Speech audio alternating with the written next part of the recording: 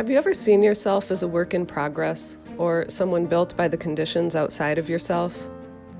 Have you attended to this external self-construct, tediously or as an automaton, working round and round in response to the expectation of who you think you should be?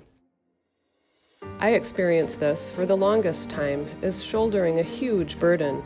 I realized how ridiculous it was, tending constantly to the minutiae editing of my personal storylines. Yoga philosophy awakened me to the understanding that I'd built a shrine to the stories I had of myself, stories good and bad.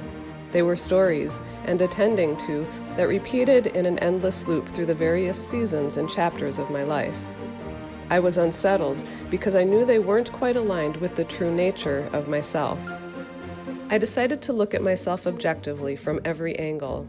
I noticed my flaws with self-acceptance. I appreciated the challenges I've overcome. I respected my strengths and values. And there came a time to let the story of myself go. I said to myself, "Self, I forgive you. I forgive you for your failures. I forgive you for your self-destruction. I forgive you for striving to be someone you thought you should be based on someone else's labels and definitions.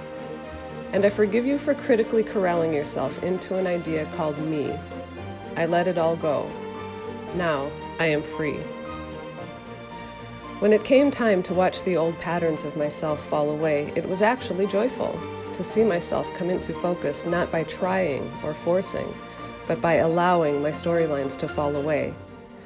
Meanwhile, still honoring how my old self informs my future chapters.